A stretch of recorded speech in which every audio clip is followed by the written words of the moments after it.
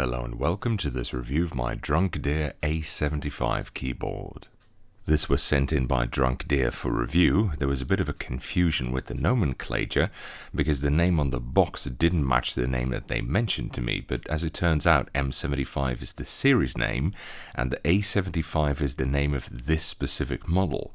For the moment it's their only series and only model in it, but I guess that's to be expanded later. Now, because I like to focus on interesting and or innovative keyboards, I've more or less ended up reviewing what feels like every magnetic keyboard on the market. So I figured this would be right up my alley. I have a lot of reference material for these boards as well, plus I know their potential, so I like reviewing them. Now, the idea behind this keyboard appears to be function over form mostly.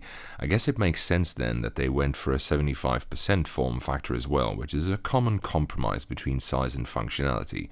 Of course, there is still the obligatory RGB, and it's actually fairly decent RGB at that, but it doesn't have the trillions of bells and whistles that some of the other keyboards in this ultra-high spec segment, such as the SteelSeries Apex Pro and Corsair K100 have.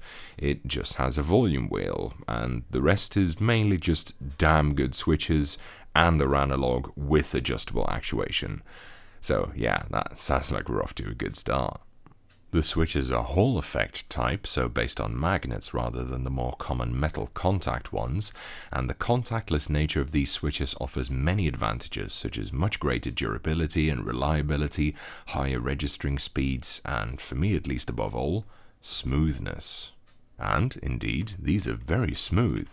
I've compared them to some other contactless boards which I use as kind of a benchmark for god tier smoothness, like the Apex Pro, the K100, the Wu-Ting, Huntsman V2, etc. And they're very similar.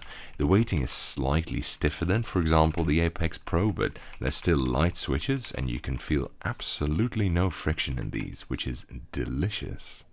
Now, it's mentioned that they come lubed out of the factory, but at first I couldn't find any, so I emailed them to double check, and they said it was true. As it turns out, I was looking in the wrong place. The lubricant isn't in the part that the slider moves through, such as the guidance track or on the slider rails, but instead it's two strips on the front face of the slider. I opened a bunch of them until I found one that had a relatively high amount of lube on it. It's a bit inconsistent at times, but that said, personally I couldn't give too much of a toss. I maintain that a properly smooth switch doesn't need lube to achieve ultimate smoothness, and while it's often said to enhance sound, I find that in practice it's often the opposite, making them sound inconsistent and dead. These ones are fine though. They look a bit like dust-proof switches with the slatted sliders, but I don't know if they're rated for that. They have a specified lifetime of 100 million key presses, but I suspect it's a lot higher. Most companies just stop measuring at 100 million because that already takes about a year apparently. But even if they started failing, they're hot swappable, so it's a piece of piss to replace them. Not so easy to replace the sensors obviously, but now I'm really splitting hairs. As I mentioned before, it's also got adjustable actuation, and that's where it gets really succulent, as not all contactless keyboards have this feature. This allows you to make the keyboard more or less sensitive by moving the actuation point up or down, allowing you to have switches that are very light, they are not overly sensitive, or you can stick the actuation point all the way at the top to make them actuate by basically breathing on them, for example. And people have different tastes, so this adjustable actuation is a fantastic feature in my opinion. I can't stress this enough. One especially nice detail on this particular keyboard is that you can do this adjustment on the fly without any software needed.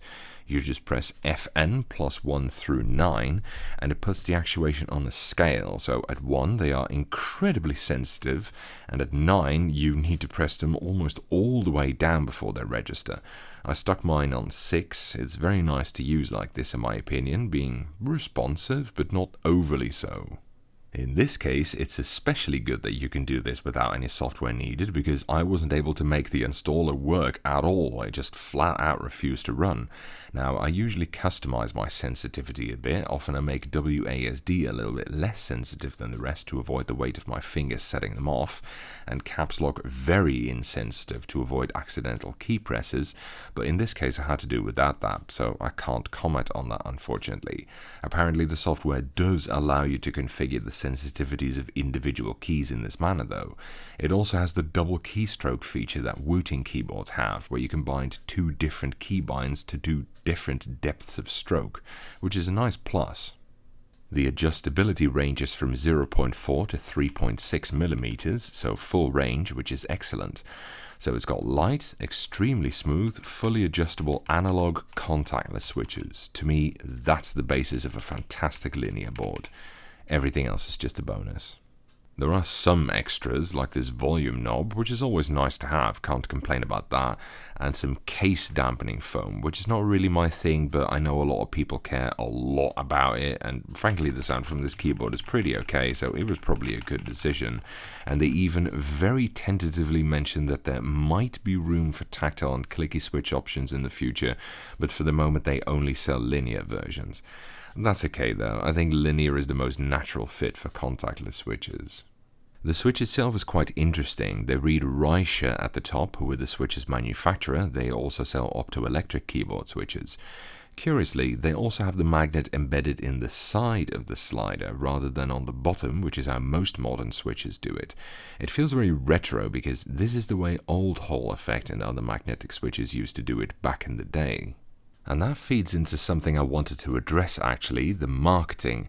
Now DD are far from the only company to sin in the marketing department, but the way they promote this switch includes calling this a new concept, as well as a global innovation, making it sound like they invented the thing, while Hall effect switches are in fact some of the, if not the oldest types of keyboard switches, and even barring that, modern Hall effect boards are several years old by now. Curiously, they also persistently label them as non-mechanical, although I don't see why this would be the case, and mechanical is a very nonsensical term to apply to keyboards anyway. I've done a whole video essay on why that term is actually complete bullshit. Perhaps of note is that it's quite competitively priced as well.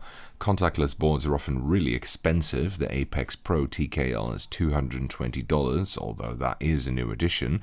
The Wooting 2HE 60% is $190, and the Corsair K100 is still $250. And that doesn't even have adjustable actuation, so that seems kind of bizarre. And the Huntsman V2 analog is the most expensive of them at $270. But this Drunkdeer costs as little as $130, which is a really quite attractive price point for a keyboard like this. Plus, I think you get a 30% discount on that if you use the link in the description and use Girosgan22, my channel name, as a discount code. Now, I don't earn any commissions off of that, by the way. I refuse to take them. They just gave this link and discount code to me, so I put it here in case you want to save some money. Now, the price point is reflected a little bit in the build quality. I mean, it doesn't feel like it's crappily made or anything, but it is quite light and it does flex quite a lot for such a small keyboard. Of course, it does have the foam on the inside, and they were nice enough to give it enclosed sides rather than having a floating switch design, which I guess is a bit of a testament to its no-nonsenseness, I guess. Also, the design is very plain. It's just a matte black brick, but it's fine. It just is. For reference, it weighs 720 grams, or in imperial units 0.755 millitons, 0.377 millipipes or millibutts, 0.252 millipuncheons, 0.189 millihogsheads, 0.126 millitierces, 94.3 microbarrels, or 53.9 micro rundlets. So a bit below average for something in this class, but good enough really. The keycaps are pretty basic as well. They're just standard laser ablated ABS ones.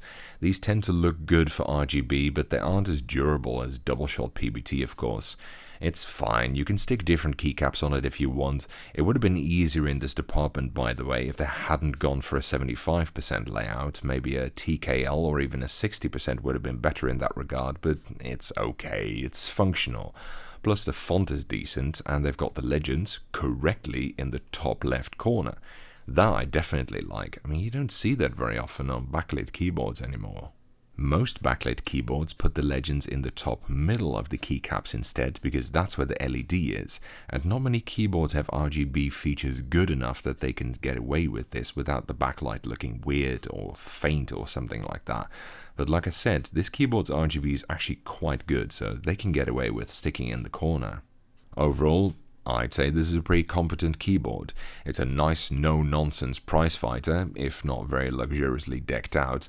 They are clearly a bit new to all of this, and it's somewhat cheaply made, and Drunkdeer is a massively stupid name and they should change it immediately, and the software doesn't install, and none of these shortcuts here work on my keyboard, and it's laid out for a Mac by default, even though the software isn't Mac compatible, and Lube is a bit weird, so it's not exactly flawless, but like I said, it's really more about the switches than anything else, and it delivers good adjustable switches for an affordable price, and sometimes that's all you need. That's it for this review. Thank you for watching. I hope you enjoyed it, and following is a typing demonstration of me typing on this keyboard.